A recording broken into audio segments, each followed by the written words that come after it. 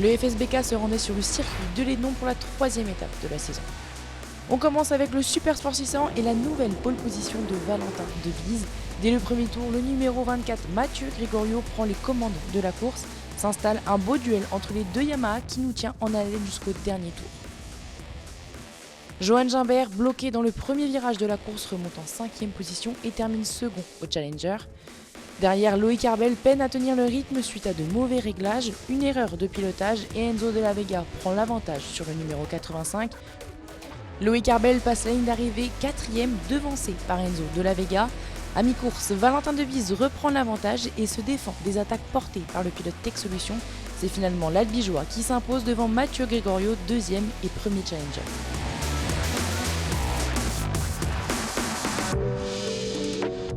Pour la course 2, même scénario. Avec sa Yamaha, Valentin Devise part de la première position et se fait rapidement dépasser par Mathieu Gregorio dans le virage du pont. Un deuxième duel où le numéro 24 finit par céder les commandes au 153. Derrière eux, une lutte pour le podium entre Loïc Arbel, Enzo de la Vega et Johan Gimbert s'installe.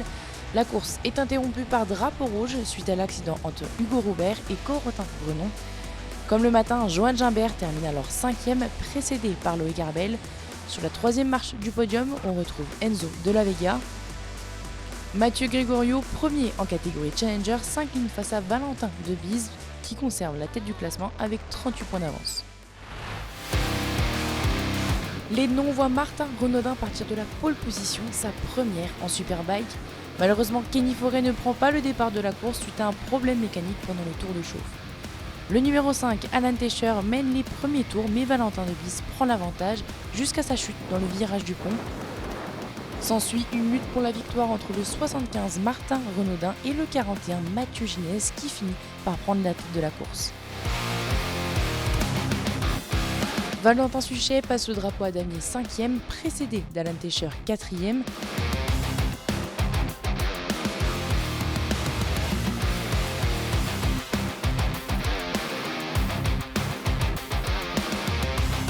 Sur la 3e marche du podium, on retrouve Martin Renaudin en pleine progression qui termine également premier challenger. 2e, Axel Morin s'insère sur le podium et Mathieu Ginès, champion en titre, remporte sa première victoire de la saison.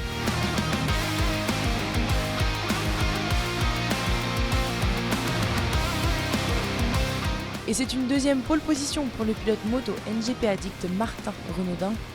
Alan Tescher prend de nouveau la tête de la course, mais Valentin Devise la lui reprend quelques tours plus tard.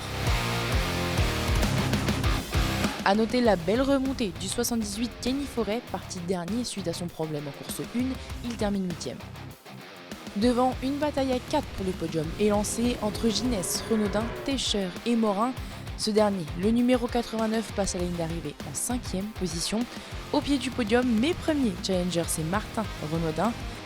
Mathieu Ginès est 3e, devancé par Alan Tescher 2e. Valentin Devise remporte sa 7e victoire de la saison avec sa Yamaha. Avec sa victoire, Mathieu Ginès se rapproche du numéro 153 au championnat.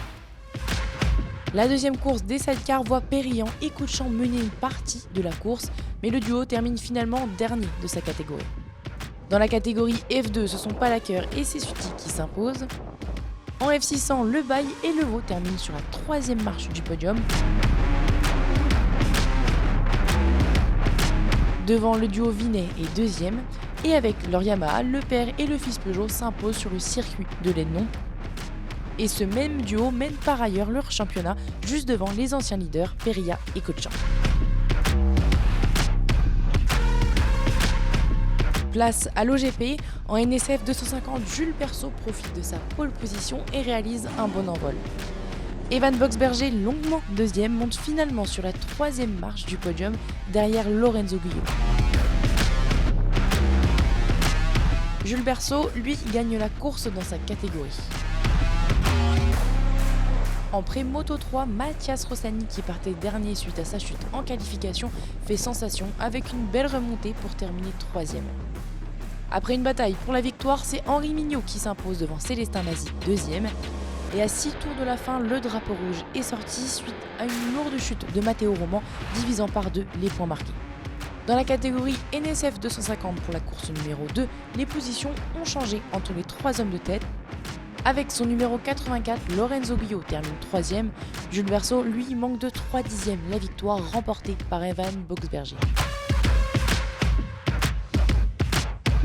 En pré-moto 3, le résultat est également inversé puisque c'est Célestin Mazzi qui monte sur la dernière marche du podium avec sa béonne Henri Mignot sur la deuxième marche et Mathias Rossani s'impose avec près de 6 secondes d'avance et le meilleur temps du tour en poche. Le numéro 13 mène toujours son championnat pré-moto 3 tandis que Benjamin Caillet cède les commandes à Jules Verceau en NSF 250.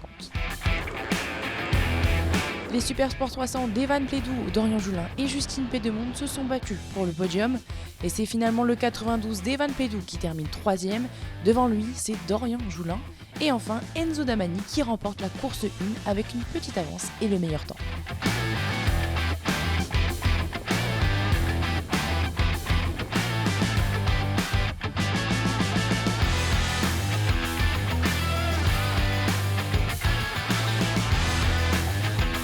Une course marquée par de nombreuses chutes dans la catégorie, comme le 92 Evan Plédou leader qui finit par perdre l'avant dans le triple gauche.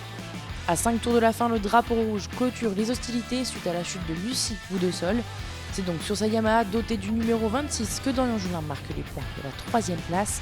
Luca Friet, qui avait terminé 13ème le matin, passe à la ligne d'arrivée en 2ème position. Et devant, c'est Enzo Damani qui s'impose une 2ème fois sur le circuit de l'Ednon. Il accentue son avance sur son plus proche adversaire Dorian Joulin avec 33 points d'écart au championnat.